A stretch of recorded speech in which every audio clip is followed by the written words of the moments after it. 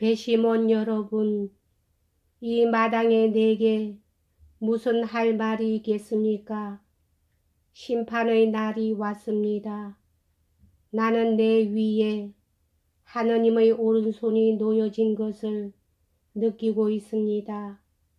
길을 잘못 든 인간의 마지막이 온 것입니다. 그러나 나는 하느님 앞에 선 마음으로 여러분께 말씀드립니다. 나는 아버지의 피에 대해서는 결단코 죄가 없습니다. 다시 마지막으로 되풀이합니다만 내가 죽이지는 않았습니다. 나는 길을 잘못 들었습니다만 선을 사랑했습니다. 줄곧 올바른 길로 들어가려고 안간 힘을 쓰면서도 역시 야수 같은 생활을 하고 있었습니다. 나는 검사에게 감사드립니다. 검사는 나에 관해서 내 자신도 모르는 일을 많이 들려주셨습니다. 그러나 내가 아버지를 죽였다는 얘기는 틀립니다. 그것은 검사의 잘못입니다. 나는 또 변호사에게도 감사를 드립니다. 나는 그 변론을 들으면서 울었습니다. 그러나 내가 아버지를 죽였다는 것은 옳지 않습니다. 그런 것은 가정조차 할 필요가 없습니다. 그리고 의사의 말도 믿지 말아 주십시오. 나는 제정신입니다. 다만 영혼이 괴로워하고 있을 뿐입니다. 만일 여러분이 나를 용서해 주신다면, 석방시켜 주신다면 나는 여러분을 위해서 기도를 드리겠습니다. 훌륭한 사람이 될 것을 맹세하겠습니다. 하느님 앞에서 맹세하겠습니다. 그러나 만일 처벌을 받더라도 나는 내 머리 위에서 칼을 부러뜨리겠습니다. 칼을 부러뜨리고 그 조각에 입을 맞추겠습니다. 그러나 용서해 주십시오. 나의 신을 나한테서 뺏어가지 말아 주십시오. 나는 내 성질을 알고 있습니다. 나는 필경신을 원망하게 될 것입니다. 나의 마음은 괴로워하고 있습니다. 용서해 주십시오. 그는 거의 쓰러지듯 자기 자리에 앉았다. 목이 쉬어서 마지막 한마디를 하는 것도 겨우 했을 정도였다. 그 다음에는 재판장이 문제의 정리에 착수해서 원고와 피고 양측의 결론을 요구했다. 그러나 필자는 상세한 것은 쓰지 않기로 한다. 마지막으로 배심원 일동이 회의를 하기 위해 일어서 나가려고 했다. 재판장은 매우 피로해 있었으므로 원컨대 공평하게 수기해 주십시오. 변호사의 웅변에 움직여서는 안 됩니다. 그러나 아무튼 신중하게 숙고하고 심의해서 여러분이 중대한 책임을 지고 있다는 것을 잊지 마시기 바랍니다. 하고 힘없는 목소리로 주의를 주었다. 배심원이 퇴장한 후 공판은 휴정이 선언되었다.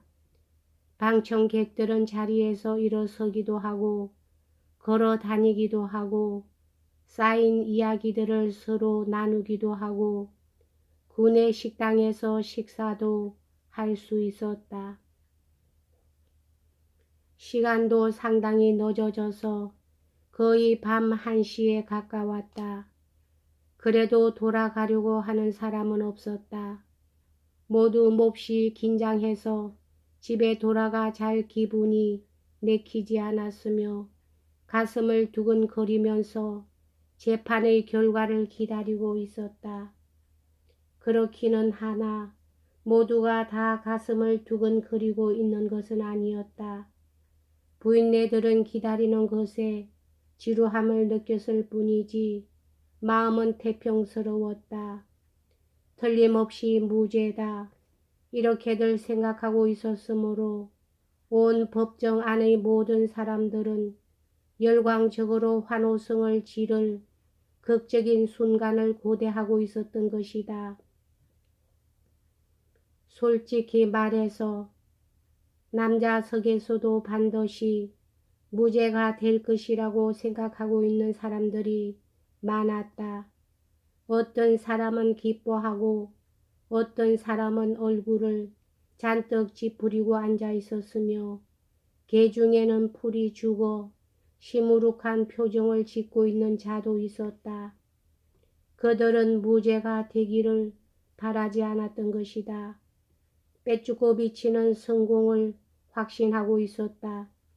그는 사람들에게 둘러싸여서 축하를 받고 있었다. 모두들 그의 기분을 맞추느라 야단들이었다. 변호사와 배심원 사이에는 눈에 보이지 않는 줄이 연결되어 있습니다. 나중에 들으니 빼쭈고비치는 어느 그룹에게 이와 같이 말했다고 한다. 그것은 변론 때 벌써 연결이 되어 버리는 것이며 분명히 예감할 수가 있지요. 나는 그것을 느꼈습니다. 확실히 있습니다. 승리는 이제 우리의 것입니다. 안심하십시오. 하지만 저 농부들이 지금부터 뭐라고 할런지요. 엄한 표정을 한 신사 한 사람이 몰려 서 있는 신사들에게 다가가면서 말했다. 그는 뚱뚱하게 살이 찐 곰보로서 이 근교의 지주였다. 농부들 뿐이 아닙니다. 그 가운데는 관리가 4사람이나 있지요. 그렇습니다. 관리도 있습니다. 군의회 의원이 끼어들면서 말했다. 그런데 여러분은 나자레프를 프로호로 이바노비치를 아십니까? 그 훈장을 단 상인 말입니다. 배심원인, 그게 어쨌다는 겁니까? 굉장히 머리 좋은 친구지요. 하지만 잠자코만 있지 않습니까? 잠자코는 있지만 그 편이 나아요. 저 친구는 빼째로 부르고에서 온 사람에게 가르쳐 달라고 부탁하지 않아도 되거든요. 자기가 오히려 온 빼째로 부르크를 가르칠 수 있으니까요. 애가 12이나 됩니다. 안 그렇습니까? 그런데 어떻습니까? 저 양반들 피고를 무죄로 해줄까요? 다른 그룹에서 이곳 젊은 관리 한 사람이 큰 소리로 말했다. 틀림없이 무죄로 될 걸. 이런 단호한 목소리가 들렸다. 무죄가 되지 않으면 지옥입니다. 하고 관리가 소리쳤다. 설사 그가 죽였다 하더라도 그 부친이 그런 사람 아닙니까?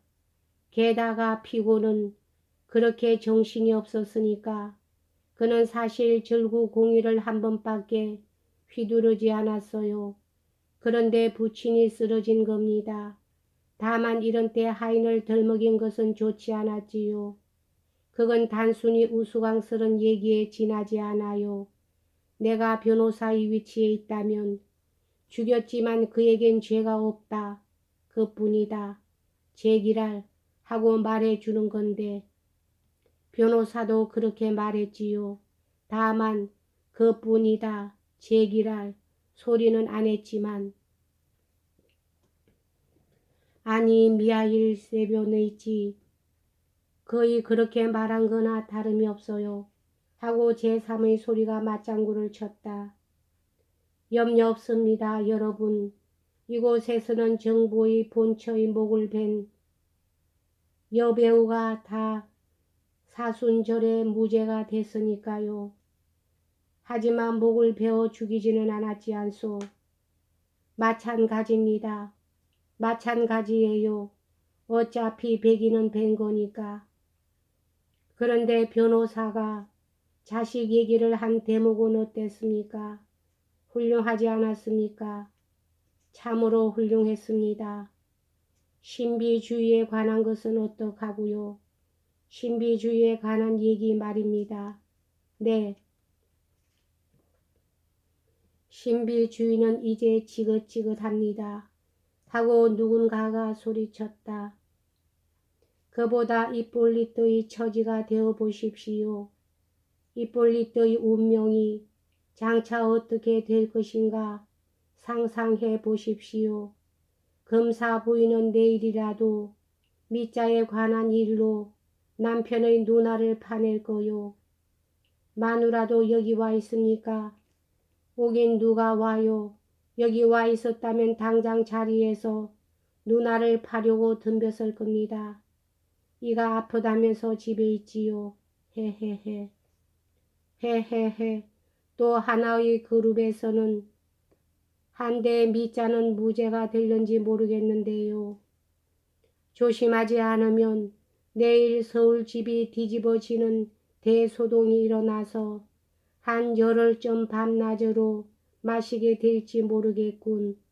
빌어먹을 녀석. 빌어먹을 녀석은 틀림없으나 그런 녀석이 없을 순 없어요. 그 친구 그 길 안 가고 어딜 가겠습니까? 여러분, 그건 확실히 웅변이었습니다. 그러나 제 애비 대가리를 절구공이로 박살을 내다니 좋지 않아요. 그런 걸 용서해 주었다간 세상이 어떻게 되겠습니까? 그런데 전차는 어때요? 전차는 트로이카를 전차로 변조해 버렸더군. 허나 내일이면 전차를 다시 트로이카로 변조해 놓을걸요. 필요에 따라서. 모든 것을 필요에 따라서 말입니다. 아주 빈틈없는 친구들이 많아졌어요. 여러분, 대체 우리 러시아에는 정의가 있는 것일까요? 아니면 전혀 없는 것일까요? 이때 벨이 울렸다. 배심원들은 꼬박 1시간 동안 협의를 한 것이었다. 방청객들이 다시 자리에 앉았을 때는 깊은 침묵이 법정을 지배하고 있었다. 배심원들이 법정에 들어왔을 때의 광경을 필자는 지금도 기억하고 있다. 드디어 운명의 순간이 왔다. 나는 여기서 그 내용을 일일이 순서대로 열거하지는 않겠다. 첫째, 그런 건 죄다 잊어버렸다. 다만 필자가 기억하고 있는 것은 피고는 강탈의 목적으로 예정된 계획에 의해서 죽였습니까? 하는 재판장의 주요한 첫 질문에 대한 배심원의 대답뿐이다. 하기야 이 질문도 말을 그대로 기억하고 있는 것은 아니다. 주위가 물을 끼얹은 듯이 조용해졌다. 수석 배심원은 제일 나이가 젊은 관리였는데 그는 죽은 듯한 법정의 정적을 깨뜨리고 똑똑하게 소리 높이 선언했다. 그렇습니다. 유죄입니다. 이어 다른 모든 점에 관해서도 역시 마찬가지로 유죄라는 대답이 되풀이 되었다. 더욱이 거기에는 조금도 정상 참작이 없었다. 그것은 아무도 예기치 못한 일이었다. 거의 대부분의 사람들이 적어도 정상은 참작해 줄 것으로 믿고 있었던 것이다. 죽은 듯한 법정의 정적은 깨지지 않았다. 유죄를 바라는 사람도 무죄를 바라는 사람도 모두 문자 그대로 완전히 화석이 되어버린 것 같았다. 그러나 그것도 첫 몇 분 동안에 지나지 않았다. 이었고 무서운 혼란이 일어났다. 남자석 쪽에서는 무척 만족해하는 사람도 많았다. 그 중에는 기쁨의 감정을 감추려 하지 않고 두 손을 비비는 자조차 있었다. 불만을 느끼는 사람들은 억눌린 듯이 어깨를 움츠리기도 하고 소곤소곤 말을 주고받기도 하였으나 그래도 아직 뭐가 뭔지 잘 모르겠다는 표정들이었다. 한데 부인네들은 굉장했었다. 난동이라도 일으키지 않을까 하고 필자는 조마조마했을 정도였다. 처음 그녀들은 자기 귀를 못 믿겠다는 듯한 표정들이었으나 곧 그게 무슨 말이죠? 아니 대체 어떻게 된 거죠? 하는 절규가 순식간에 온 법정에 가득 차고 말았다. 모두 자리에서 펄쩍펄쩍 뛰었다. 그녀들은 반드시 지금 당장 판결이 취소되고 다시 한번 새로 하게 될 것으로 믿고 있는 것 같았다. 그 순간 갑자기 미자는 벌떡 일어나 두 손을 앞으로 내밀면서 가슴이 터질 듯한 소리로 부르짖었다. 하느님과 그 무서운 심판의 날을 두고 맹세합니다. 나는 아버지의 피에 대해서 죄가 없습니다. 가짜 나는 너를 용서해 주마. 형제여 보시오. 또 한 사람의 여자를 가련히 여겨 주십시오. 그는 마지막까지 다 말하기 전에 법정 가득히 울려 퍼지는 소리로 통곡하기 시작했다. 그것은 그의 평소의 소리와는 다른 뜻하지 않던 새로운 목소리였으며 어떻게 해서 벼랑간 그에게서 이런 소리가 나왔나 이상해질 정도였다.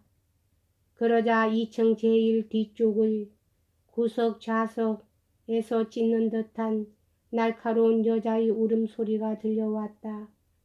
그루센카였다. 그녀는 아까 누군가에게 부탁해서 변론이 시작되기 전에 다시 법정에 들어와 있었던 것이다. 미자는 법정에서 끌려 나갔다. 판결의 발표는 내일로 연기되었다. 법정 전체가 걷잡을 수 없는 대소동 속에 말려 들어갔다. 그러나 필자는 이미 밖에 나와 있었으므로 소동을 듣지는 못했다. 다만 나올 때 현관 입구에서 들은 말을 몇 마디 기억하고 있을 따름이다. 20년은 광산에서 흙냄새를 맡아야겠군. 그쯤 될 거야. 그래 농부들이 나귀처럼 뻗댔던 거야. 그렇군. 농부들이 미자를 해치우고 말았어. 여기까지 하겠습니다.